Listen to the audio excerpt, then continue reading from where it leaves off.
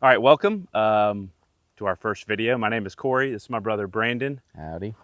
And yeah, we're just going to give an introduction to kind of what this channel is going to be about, a little introduction to ourselves.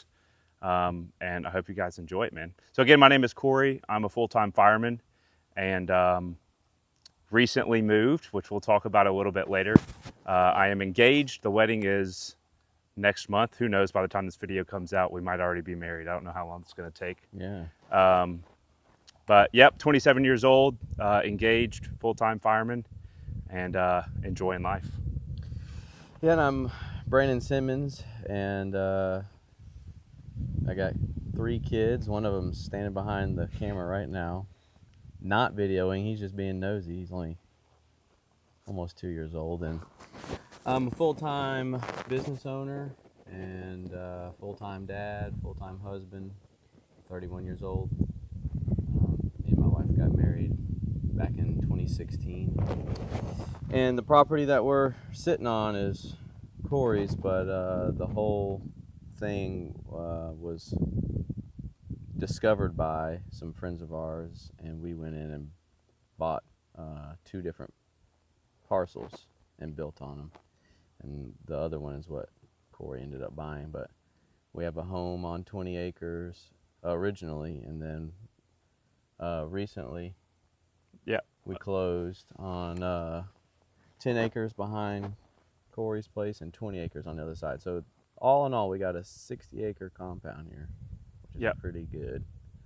And it really helps the business that I'm in. I get to play with equipment, buy equipment, use equipment, saws, all kinds of good stuff. So property management's a little bit more fun and a little easier. So, which will be part of what we get to do on the channel, which is going to be a good time. We want to talk about how we ended up with the property, or how I originally ended up with it.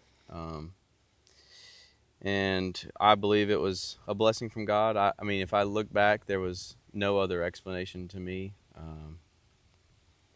The way we sold the house, we had a house for a couple years, and then COVID happened, the market went crazy. We got enough money to be able to pay cash for the original 20 acres that I bought. And the piece of property that we had anywhere else would be worth a lot. I mean, it was worth more when I bought it. They just, for no good reason, sold it to us for cheaper. And I know there's critics out there that say there's probably something wrong with it or whatever. There's nothing wrong with this place. It is more than I could have ever imagined. And so we bought it, nothing on it, no power, no water, no nothing. We're out in the middle of nowhere, but believe it or not, we have county water for whatever that's and fast worth. internet. And fast internet. We got fiber. But we kind of worked on it a little bit, cleared some stuff that we wanted cleared, and just a couple trees. There wasn't a whole lot where we picked the home site, and then had a house built, and that was just under 2 years ago when we moved in. So, and it's been a joy and a journey, a lot of work. A lot of sweat equity goes into this kind of stuff. If any of you are landowners, you know it's constant. There's always something to be done, but that's how we got here. I mean, it was a cash only deal when I bought it, and God gave me just enough money to buy it and buy my first tractor to keep this place clean, keep it bush hogged, and got a loader on it and stuff. So that's the original purchase and how we came across this place. And our friends we split 40 acres. So they bought 20, and God called them down another path. So the opportunity came up for my brother to buy it, and I'm glad they took that opportunity. So we'll go there a little deeper, but yeah. So, I mean, again, I'm getting married in November. This all happened in August? It was like, because y'all came over for July 4th, and it was like August. They talked about selling. Yeah. So he called me one day. We're eating dinner, me and Ashley, and he's like, they're selling the house, which once you guys really see the property, I mean, I can see my brother's house from my back porch. It's like a 30-second walk. And I was like, dude, nah, man, like, I'm getting married. I got all this stuff going on. There's no way. And then me and Ashley went through, like, I still say it was like the 5 stages of grief. It was like, nope, there's absolutely no way. And then like an hour later, we're like, but maybe. And then we were like, I just don't know. And I think we went back to no way. And then it literally just all worked out. I pushed them really hard. They wanted Pushed them really originally hard. originally the plan, they wanted to close by November. And again, you know, getting married, and then I have a 7-day, a week-long honeymoon. And I was like, I don't see that happening. And then they wanted to push closing up, which happened. Worked out in your favor. And kind of like what he was saying, we saved because we weren't expecting to move. It just kind of fell in our lap. So we started saving immediately, and again had just enough money to make it happen. So we're out here now, which is awesome. So like he said, total we have 60 acres. I have 10, hoping to expand that because I'm outnumbered here. And he has recently another 20. So now we have 60. 20 and 10. So 20 and 10, yeah, 30, additional 30. So 60 in total. Which was all originally a big, almost 70-acre piece of property. But they kept the people that we ended up buying. It got sold, which is another reason. It got sold to my neighbor across the street from the original owner that we purchased from. And we were like, well, there's no way we're ever going to have a chance to buy it now. I mean, stuff like just land swapping just doesn't happen. And especially if somebody buys it, they might do something to it. They didn't do anything to it in less than a year. Just Something came up Yeah. that they needed to sell it. And they were like, well, we would have rather you than anybody else buy it. And through being a new business owner is kind of a tough thing, but I mean, it's allowed me to be able to do a lot. And we took the plunge, and I'll never look back. I mean, because if I didn't, I would have never gotten the opportunity again. Somebody would have built on it or something, you know. So Yeah.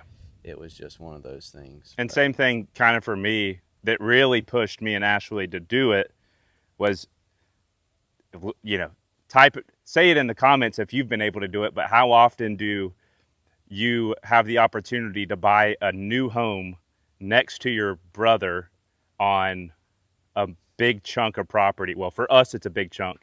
You know, in the grand scheme of things, it's not a ton. 60 acres is a lot, but you know, it's very rare that your brother calls you and say, hey, you remember that brand new home they just built next to us on the property?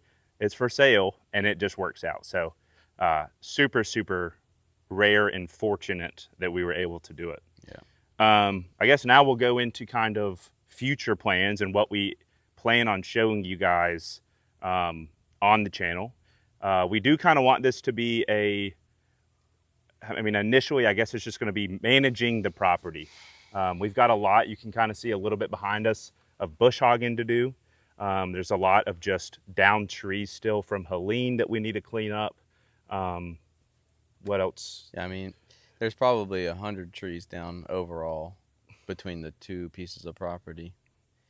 And we would like to mulch some. So we plan to, at some point, maybe this year, rent a big mulcher, like a big forestry mulcher, and clean up some of that. Some of it I want to turn into firewood. Some of it I'd like to turn into, like, do some lumber milling. Yeah. Which would be a cool thing to have on the channel. But we would need to buy a sawmill, and there's a lot that goes into it. But there's a lot of grass to cut, because you break down the property, if you look at it. And I was an engineer before, and I spent a lot of time at a desk, and I looked at Google over.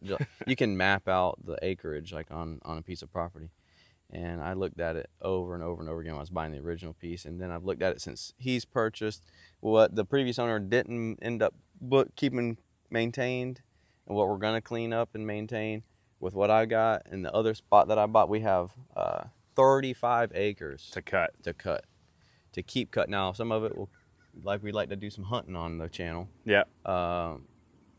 Some of it will be left certain times of the year for the deer and for hunting and whatnot. But most of it, you know, at least once a year, all that is going to get cut to keep it manicured, keep it maintained, because trees grow up. Cedar trees, oak trees, they just pop up. Weed trees. So, yeah, weeds. I mean, so, you know, it takes a lot to keep it looking like that, keep it nice.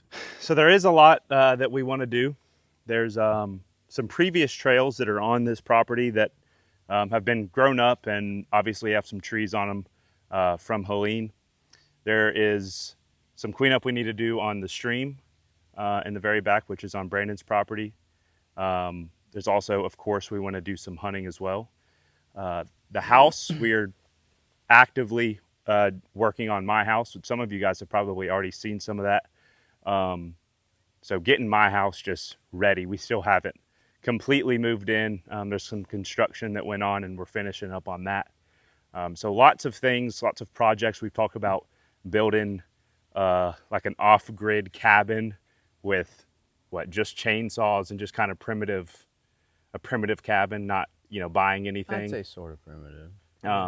Semi. It'd be off grid for sure. No water, no power. If anything, maybe something solar. Yeah. But just something cool to hang out by one of the creeks, because it's two creeks. I mean, one of them's technically a lot smaller body of water. It forks into the main creek, and we have, I'd say between the two of them, I probably have 2,500 to 3,000 feet of creek, which is a lot. That's a lot of water. Mm-hmm. So, and a lot of cleanup from the storm that's still down in there, because the water got so high that the trees just fell in on top of each other. So actually pretty dangerous. So that might be some of the stuff that we mulch, but if we can get a machine back there to it. Yeah. But in cleaning up some of those spots for hunting, and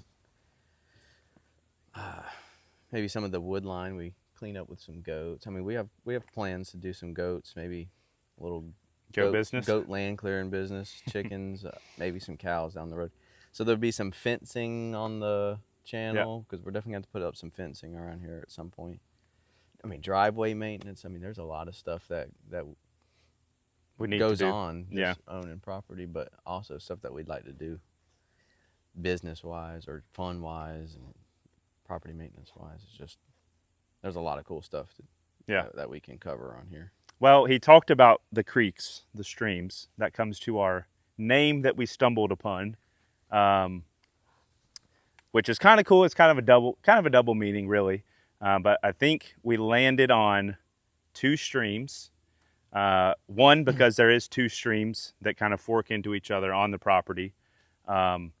And also, this is my brother, but before this, we never got to really spend a ton of time together. So now it's kind of like two streams coming back together. And obviously he's got his family. I'll be building a family out here as well. Oh, yeah. So kind of a double meaning, two streams.